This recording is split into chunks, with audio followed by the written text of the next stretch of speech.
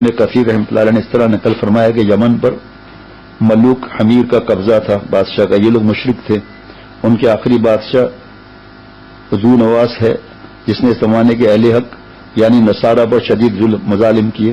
اس نے ایک طویل عریض خندق کھدوا کر اس کو آگ سے بھرا اور جتنے نصرانی بت پرستی کے خلاف ایک اللہ کی عبادت کرنے والے تھے سب کو آگ کی خندق میں ڈال کر جلا دیا جن کی تعداد 20,000 کے قریب تھی.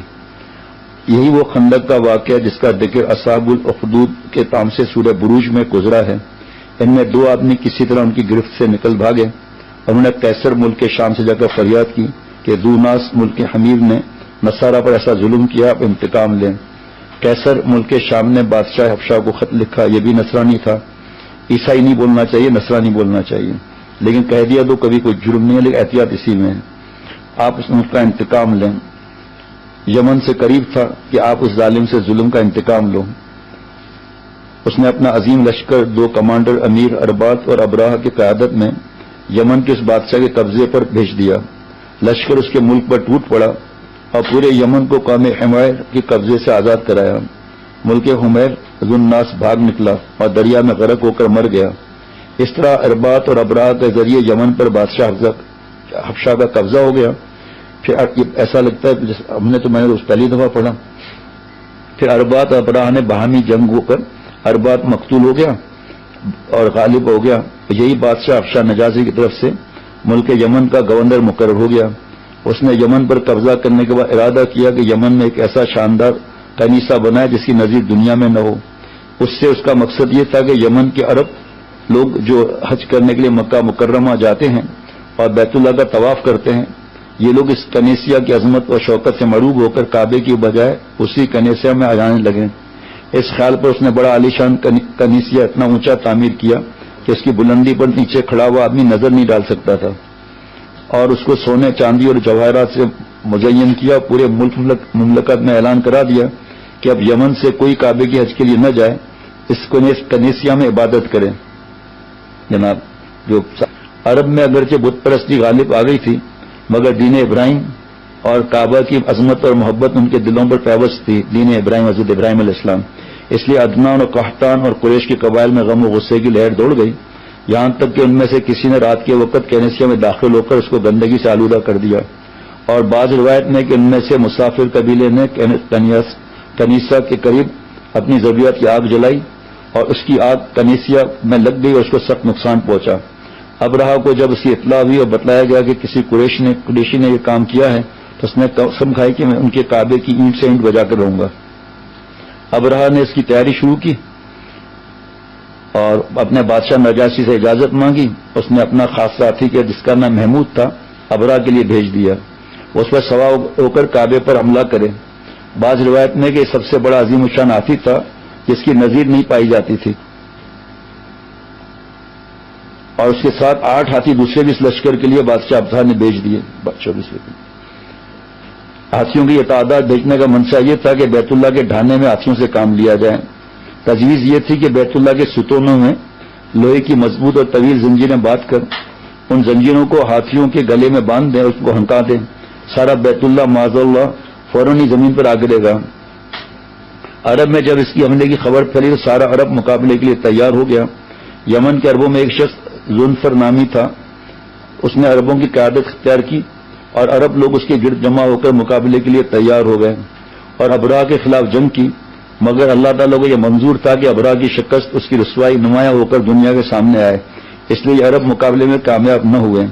ابراہ نے ان کو شکست دے دی اور ذوالفر کو قید کر لیا, آگے روانہ کیا. اس کے بعد جب وہ قبیلہ ختم کے مقام پر پہنچا تو اس قبیلے کے سردار نفیل بن حبیب نے پورے قبیلے کے ساتھ ابراہ کا مقابلہ کیا, مگر ابراہ کے لشکر نے ان کو بھی شکست دے دی اور نفیل بن حبیب کو گرفتار کر لیا اور ارادہ ان کے قتل کا کیا, مگر یہ سوچ سمجھ کے زندہ رکھا کہ ان سے ہم راستوں کا پتہ معلوم کر لیں گے. اس کے بعد جب یہ لشکر طائف کے قریب پہنچا تو طائف کے باشندے قبیلہ ثقیف پچھلے قبائل کی جنگ اور ابراہ کے فتح کے واقعہ سن چکے تھے. انہوں نے اپنی خیر منانے کا فیصلہ کیا اور یہ کہ طائف میں جو ہم نے ایک عظیم الشان بت خانہ لات کے نام سے بنا رکھا ہے اس کو نہ چھیڑو تو ہم اس کا مقابلہ نہ کریں گے. انہوں نے ابراہ سے مل کر یہ بھی طے کر لیا کہ ہم تمہاری امداد اور رہنمائی کے لیے اپنا ایک سردار عبور خال تمہارے ساتھ بھیج دیں گے. ابراہ اس پر راضی ہو کر عبوری خال کے ساتھ لے کر مکہ مکرمہ کے قریب مقام مخمس میں پر پہنچ گیا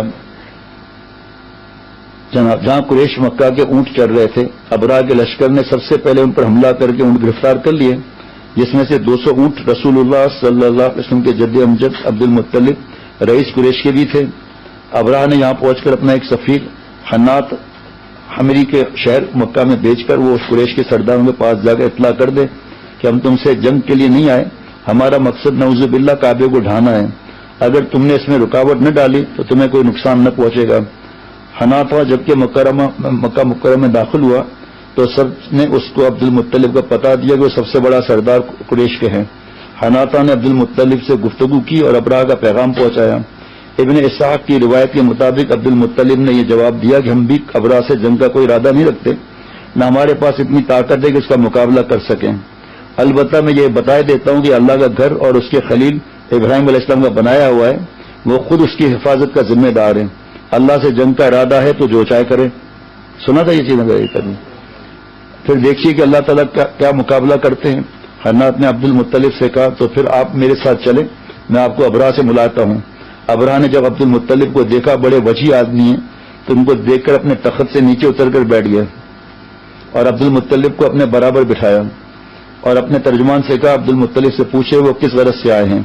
عبد المطلب نے کہا میری ضرورت تو اتنی ہے کہ میرے اونٹ جو آپ کے لشکر نے گرفتار کر لیے ہیں ان کو چھوڑ دیں. یہ حضرت سے ہم نے سنا تھا مختصر.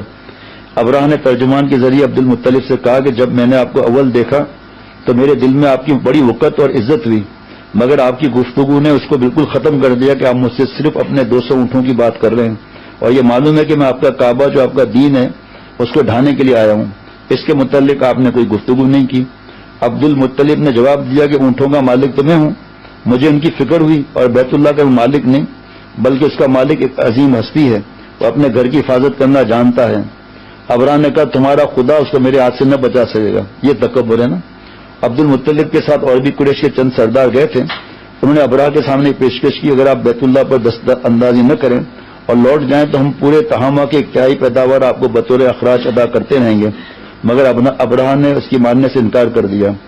عبد المطلب کے اونٹ ابراہ نے واپس کر دیے اور اپنے اونٹ لے کر واپس آ گئے. تو بیت اللہ کے دروازے کا حلقہ پکڑ کر دعا میں مشغول ہوئے اور قریش کی ایک بڑی جماعت ساتھ تھی. سب نے اللہ تعالیٰ سے دعائیں کی کہ ابراہ کے عظیم لشکر کا مقابلہ ہمارے تو بس میں نہیں، آپ ہی اپنے بیت یعنی گھر کی حفاظت کا انتظام فرما دیں. اعلاء و زاری کے ساتھ دعا کرنے کے بعد عبد المطلب مکہ مکرمہ کے دوسرے لوگوں کو ساتھ لے کر مختلف پہاڑوں میں پھیل گئے. ان کو یقین تھا کہ اس کے لشکر پر اللہ تعالیٰ کا عذاب آئے گا. اس یقین کی بنا پر انہوں نے ابراہ سے خود اپنے اونٹوں کا مطالبہ کیا. بیت اللہ کے متعلق گفتگو کرنا اس لیے پسند نہ کیا کہ خود تو اس کے مقابلے کی طاقت نہ تھی، اور دوسری طرف یہ بھی یقین رکھتے تھے کہ اللہ تعالیٰ ان کی بے بسی پر رحم فرما کر دشمن کی قوت اور عزائم کو خاک میں ملا دیں گے. صبح ہوئی تو ابراہ نے بیت اللہ پر چڑھائی کی تیاری کی اور اپنے ہاتھی محمود نامی کو آگے چلنے کے لیے تیار کیا. نفیل بن حبیب جن کو راستے میں ابراہ نے گرفتار کیا تھا اس وقت آگے بڑھے اور ہاتھی کا کان پکڑ کر کہنے لگے تو جہاں سے آیا ہے وہیں صحیح سالم لوٹ جا، کیونکہ تو اللہ کے بلد امین محفوظ شہر میں. یہ کہہ کر اس کا کان چھوڑ دیا. ہاتھی یہ سنتے ہی بیٹھ گیا. ہاتھی یہ سنتے ہی بیٹھ گیا. ہاتھی باروں نے اس کو اٹھانا چلانا چاہا لیکن وہ اپنی جگہ سے نہ ہلا. اس کو بڑے بڑے آہنی تبروں سے مارا گیا، اس کی بھی پرواہ نہ کی. اس کے ناک میں آنکڑا لوہے کا ڈال دیا پھر بھی وہ کھڑا نہ ہوا. اس وقت لوگوں نے اس کو یمن کی طرف لوٹانا چاہا تو فوراً کھڑا ہو گیا. پھر شام کی طرف لوٹانا چاہا تو چلنے لگا. پھر مشرق کی طرف چلایا تو چلنے لگا. ان سب اطراف میں چلانے کے بعد پھر اس کو مکہ مکرمہ کی طرف چلانے لگے، وہ پھر بیٹھ گیا. تفسیر معروف قرآن. قدرت حق تعالی شانہ کا یہ کرشمہ تو یہاں ظاہر ہوا. دوسری طرف دریا کی طرف سے کچھ پرندوں کی قطاریں آتی دکھائیں گی جن میں ہر ایک کے ساتھ 3 کنکریاں، یہ بھی پہلی دفعہ سنا، 3 کنکریاں چنے یا مسور کے برابر تھی، ایک چونچ میں 2 پنجوں میں. 2 پنجوں میں. واقدی کی روایت میں ہے کہ پرندے عجیب طرح کے تھے جس سے پہلے نہیں دیکھے گئے. حبشے میں کبوتر سے چھوٹے تھے، جسے میں کبوتر سے چھوٹے تھے. ان کے نیچے سرخ تھے، ان کے پنجے سرخ تھے. ہر پنجے میں ایک کنکر اور ایک چونچ میں لیے آتے ہوئے دکھائی دیے اور فوراً ہی ابراہ کے لشکر کے اوپر چھا گئے. یہ کنکریاں جو ہے ایک کے ساتھ تھیں، ان کو ابراہ کے لشکر گرایا. ایک ایک کنکری نے وہ کام کیا جو ریوالور کی گولی بھی نہیں کر سکتی تھی. جس پر پڑتی تھی اس کے بدن کو چھینٹتے ہوئے زمین میں گھس جاتی تھی، چھیدتی ہوئی. یہ عذاب دیکھ کر ہاتھی سب بھاگ کھڑے ہوئے. صرف ایک ہاتھی رہ گیا تھا جو اس کنکری سے ہلاک ہوا، اور لشکر کے سبب آدمی اس موقع پر ہلاک نہیں ہوئے بلکہ مختلف اطراف میں بھاگے. ان سب کا یہ حال ہوا کہ راستے میں مر مر کر گرتے گئے. ابراہ کو چونکہ سخت سزا دینی تھی، یہ فوراً ہلاک نہیں ہوا، مگر اس کے جسم میں ایسا زہر سرایت کر گیا کہ اس کا ایک ایک جوڑ گل سڑ کر گرنے لگا. اس حال میں اس کو واپس یمن لایا گیا.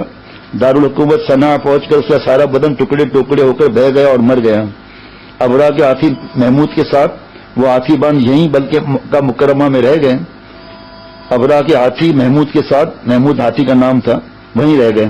مگر اس طرح کے دونوں اندھے اور اپاہج ہو گئے. آگے سننا غور سے. محمد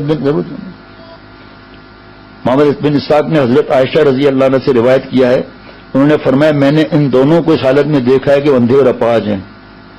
اور ہماری ماں عائشہ صدیقہ رضی اللہ عنہ کی بہن اسما رضی اللہ عنہ نے فرمایا میں نے دونوں اپاہج اندھوں کو بھیک مانگتے ہوئے دیکھا ہے.